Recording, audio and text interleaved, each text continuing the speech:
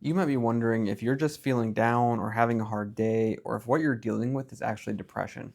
Depression is one of the most common things people come in to talk about in therapy, but the symptoms of depression can look like other things, and other things can look like depression. It can all get a little bit messy. So, in today's video, we're hoping to clarify what exactly qualifies as clinical depression and how you can tell that and get that diagnosed by a professional.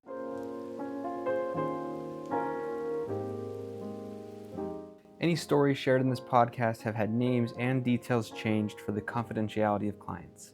Any resemblance to someone real is coincidental. Hello, everybody. Thank you for joining us for today's episode. In today's episode, we are going to talk about clinical depression. And when I say clinical depression, I mean like the real definitive, I guess, version of clinical depression. The real deal? Yeah. So we really want to focus on like what exactly needs to be happening in your life for you to get the actual correct diagnosis of clinical depression. Does that sound clear, what I'm trying to say? Yeah, I think so. And, you know, I guess like a lot of times people will come in here and say, well, I think I'm depressed. Yeah. But they're not really sure if they really meet criteria for a depressive disorder or a specific depressive disorder or not. And so today maybe we just want to give people a little clearer picture about what that even means. Yeah. And I think what I've noticed since I've been practicing that I never really thought about before was how much anxiety, depression, and ADHD have symptoms that just overlap so much and they can look like each other. And so I think it's helpful to talk about, no, this is actually what the clinical definition of depression is and what it looks like. Yeah. So Josh, what would you say? No, listen. You guys you're the always, DSM guy. Yeah. You guys always throw me the goofy one. So Josh has this big DSM on the floor right next to him. Don't let him fool you. So I'm gonna throw it out to you guys this time. So like, what's the difference between, hey, I have depression that we hear when clients come in, and like, what is the actual definition? What's the criteria that we're talking about? Right. So, I mean, if we're going to talk about like criteria for diagnosis, this means that you, at least for the space of 2 weeks, have felt down, like feeling sad, feeling down, depressed, more days and more of the time than not. 2 straight weeks. And I think it's interesting to note here that they put an end on that. Like, it's a 2-week period. So you may not feel that way for a huge chunk of time. We'll talk about this in a minute because that's a different depression diagnosis. But if there is a 2-week period where you are feeling a lack of interest and low motivation and low pleasure when you're doing activities that used to be enjoyable, you are in what we conclude as a major depressive episode.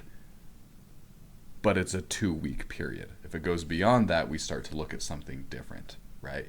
And I think, if I remember correctly, the hallmark symptoms of that were the lack of interest and loss of pleasure. Yeah. So if those are the 2 pieces, now there's other things, right? We talk about weight gain or weight loss, change in eating habits, sleeping patterns.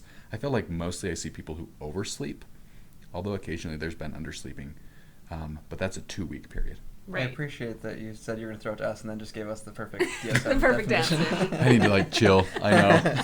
No, it takes the pressure off me because I wouldn't be able to say it like that. One of the other things that I think is interesting for people to know is that we're sitting here and we're saying, well, you've got to be feeling depressed.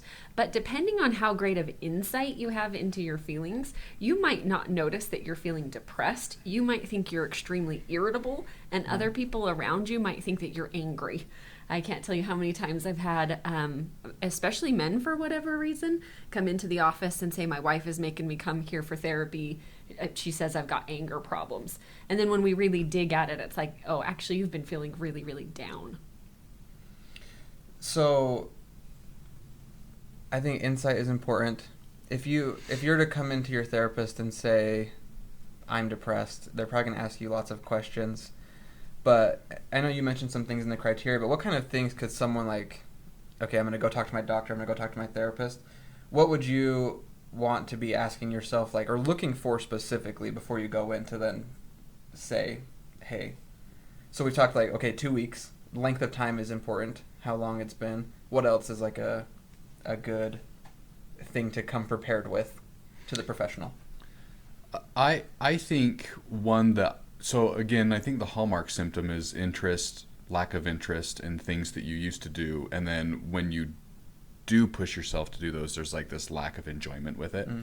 I feel like for me, one of the hallmarks would be this low motivation.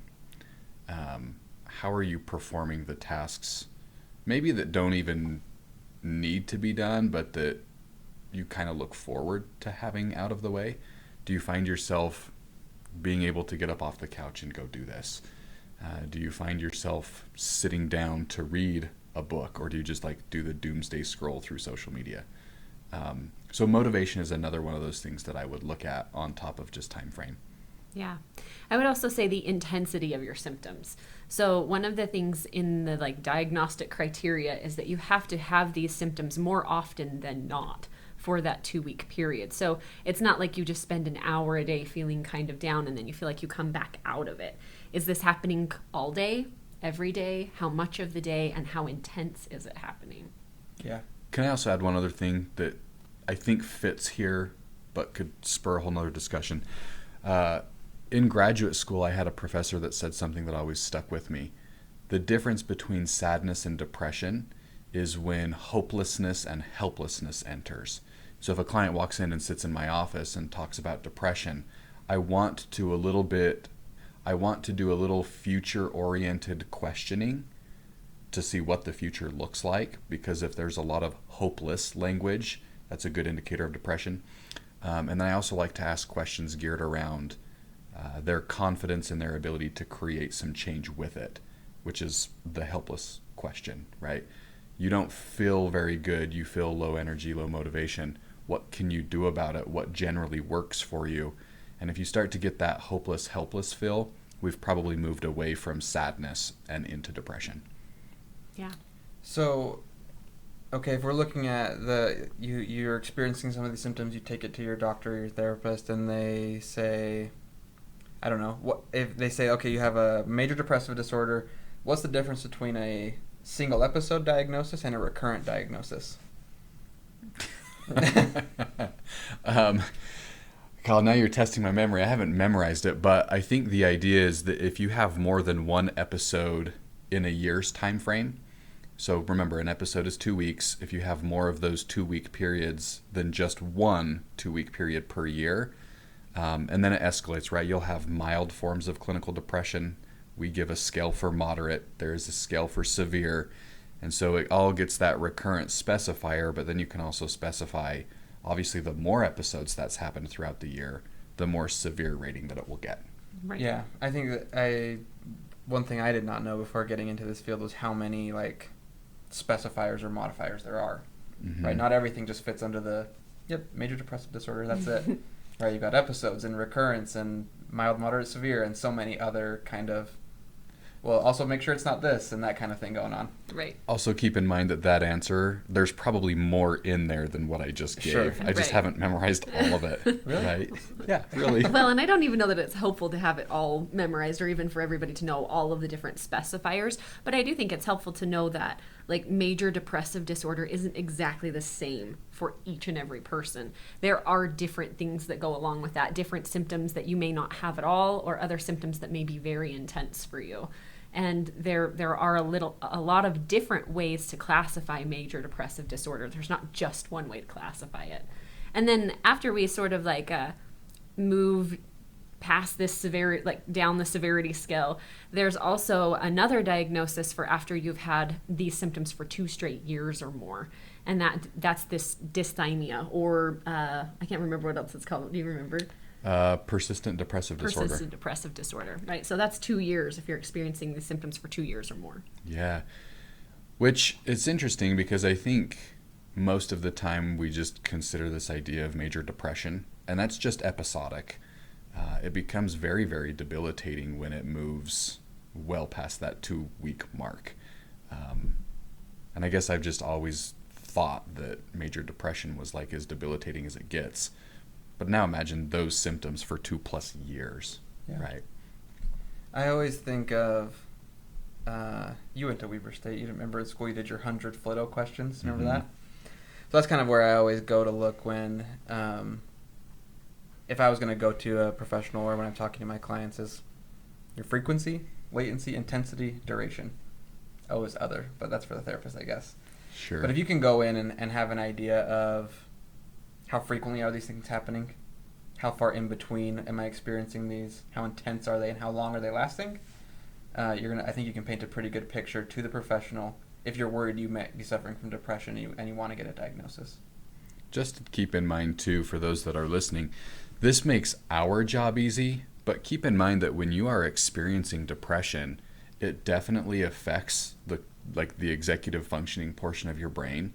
And so it's probably going to be hard to recall, has it been 2 weeks or is it only 10 or 11 days? It's going to be hard to measure the intensity or, how long this depressive episode is lasting. So we recognize that part will be difficult, but it will help us in giving an accurate diagnosis, which then helps us develop an accurate treatment plan for you too. Yeah.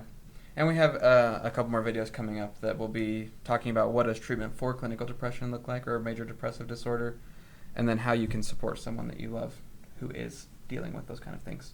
Yeah. Right. Anything else you guys want to add? I think that's it. I don't think so. Thank you, everybody, for joining us, and we'll see you on next week's video. Thanks. Bye. If you enjoyed today's video, please like and subscribe. Thank you so much for watching. We've got other videos for you to check out and more exciting things coming soon, so thank you.